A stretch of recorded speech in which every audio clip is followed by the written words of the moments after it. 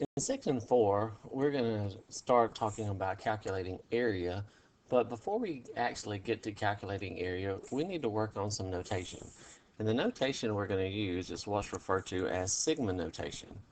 So in the videos, if you watch the videos in WebAssign, they gave us some sigma notation.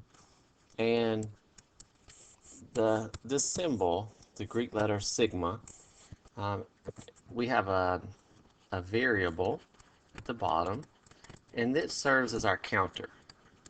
If you've ever done any programming and you have a loop, do loop, or such, you start at a value and you run through the loop, and then your integer increases by 1, and then you go through the loop, then your integer goes up by 1, and you go for a certain amount of time, and the top number tells us where to stop.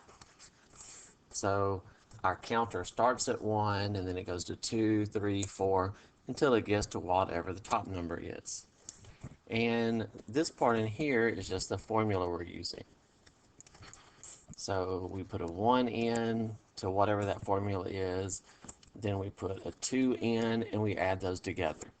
Then we put a 3 in and a 4 in, and we go until we get to wherever we stop, and we add each of these terms together. Sigma, you can think of sigma meaning sum. Sigma means to sum.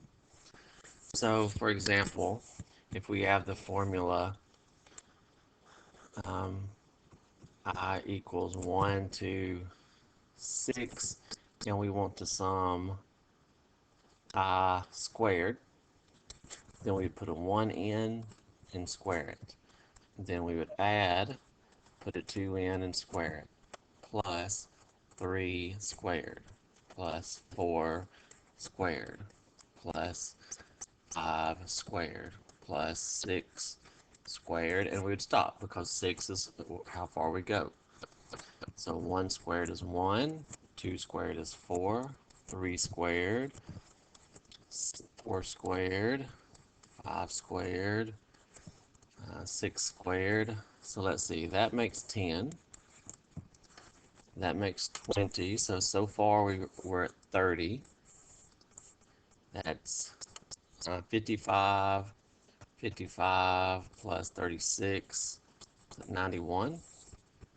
So when we add the first 6 perfect squares, we get a total of 91.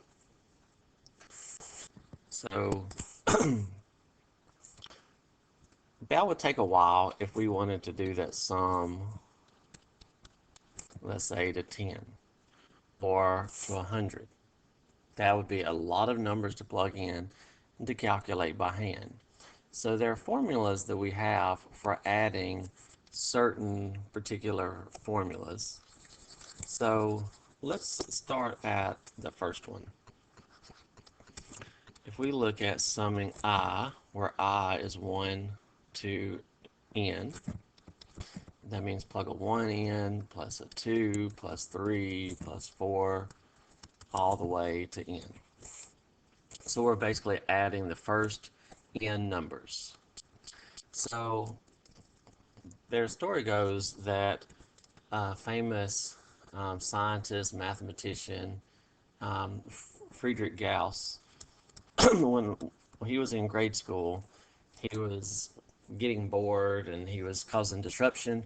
So his teacher said, okay, I want you to add the numbers from 1 to 100, and when you get through, then let me know what you came up with.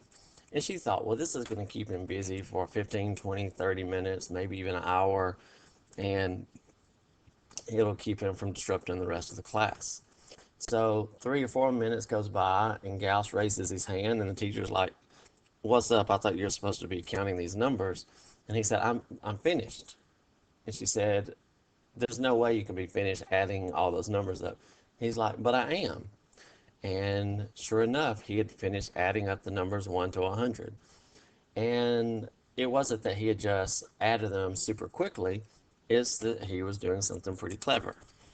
If we list the numbers from 1 to 100, and we're not going to list all of them,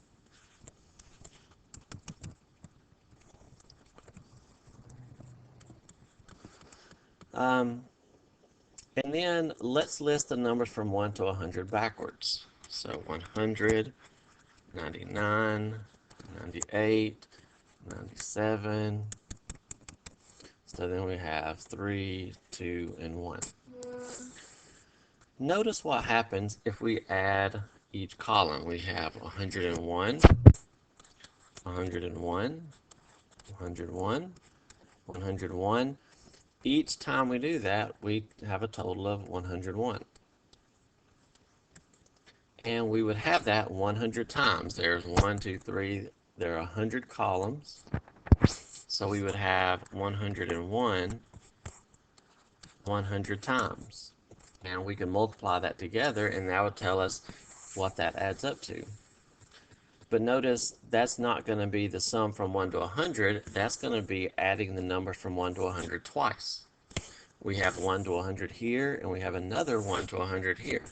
So if we divided that by 2, that would be adding up, starting at 1 and going to 100. So that formula we could write as we're summing all the way to 100. So I say the formula, let's write it generically.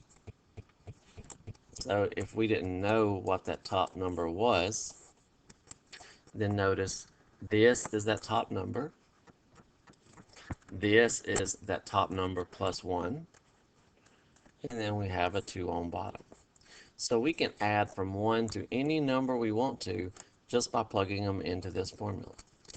Add the first and the last number, the second and the next to last number, the third and the next to last number. That sum is going to be a constant.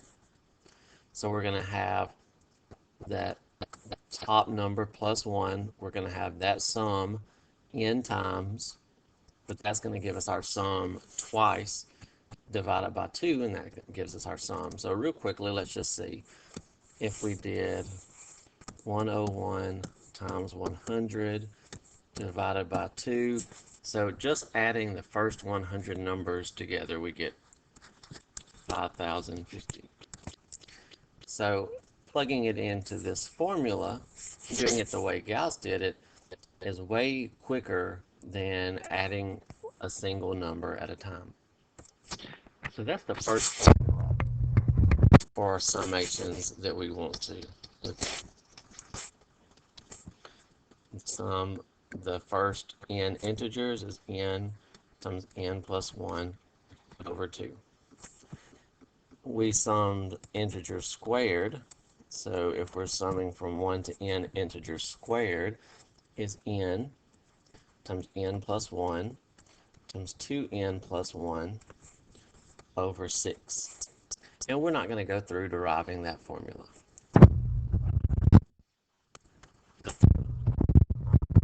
Cubes, from 1 to n cubed, that's n times n plus 1 over 2, and then all of that squared. Or you could call that n squared times n plus 1 squared over 4. So either version of that is okay. The other one that was mentioned in the video is what happens when we sum constants. If we plug a 1 in, we get that constant. We plug a 2 in, we get that constant. We plug a 3 in, we get that constant. We get from 1 to n, so n constants. So we get n times whatever the constant is. So that's the formula we use for summing constants from 1 to n. We just take how many we're going to get, which is n, times what our constant is. So let's work through a few examples. Let's suppose we want to sum 3i plus 5 from 1 to 7. Now, of course, we could plug in 1 and then 2 and then 3, but that's going to take a little while. When the top number is small enough, it can be that it's just as quick to plug the numbers in. But if I give you a number like 17 up here, then that's going to take a lot longer to do it directly. So our properties Similar to derivatives, say that if we have two terms, we can separate these into two different sums. We can sum the first term, and then we can sum the second one. We have to make sure that where we start and stop are the same on each of them. And just like derivatives, if we have a coefficient, we can pull it out front, and we can evaluate the variable part, and then multiply it by our coefficient. Now here, this one doesn't have a variable, so we just leave the number inside. So let's do the last one first. So when we're summing a constant, we take the number on top times that constant, and that's what that sum is. For this one, we're summing I. So remember how we sum I, we take the number on top times the number on top plus 1 divided by 2. So that's what we would get if we just summed I, but then we want to multiply that result by 3.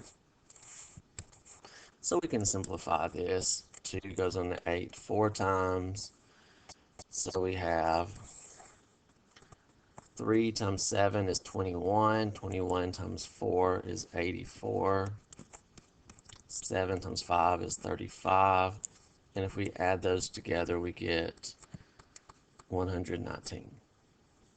So that's the result of summing those two terms. So let's do another one of those. Let's sum 2i squared minus 3i plus 5. Let's go to 8. So we have three terms, so we're going to rewrite this as three different sums. We're going to sum 2i squared from 1 to 8, and then we're going to subtract 3 times the sum of I from 1 to 8, and then we're going to add the sum of 5 from 1 to 8.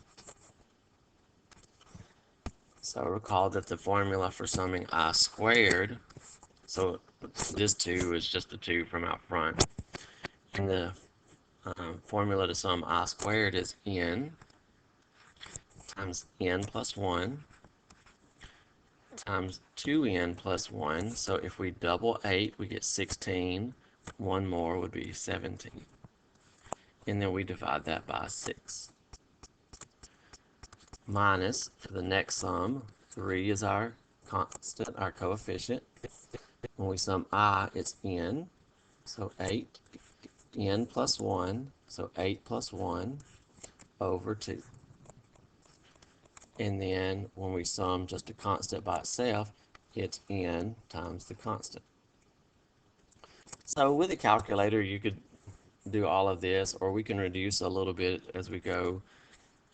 3 goes into 6, 3 goes into 9. This 2 and that 2 would cancel. So we're left with 8 times 3 times 17 for the first term. 8 times 3 times 17. So 408. And then for the next term, 2 goes into 8 4 times. So we're left with 3 times 4, so 12 times 9, 108. And then we're adding 40. So 408 minus 108, that's 300, plus 40 gets us to 340. So we're able to use our properties of summations and quickly go through some of these sums. Now we have to be careful that we don't invent rules that we don't have. If I ask you to do this sum, this is not the same as summing I from 1 to 4, and then whatever the answer you get, taking the square root of it. So if we want to do this particular sum, if we don't have a formula for summing square roots, just for summing I to the first, I to the second, and I to the third, then we're just going to have to plug the numbers in directly. So we put a 1 in, we put a 2 in, we put a 3 in, we'd put a 4 in, and we would add those together. Now, 1 and 4, those are perfect squares, but 2 and 3 are not. So we may want just this as a decimal. So the square root of 1 plus the square root of 2 plus the square root of 3 plus the square root of 4. So 3 decimal places is 6.146. So we just have to be careful that we don't try to add additional rules that don't work.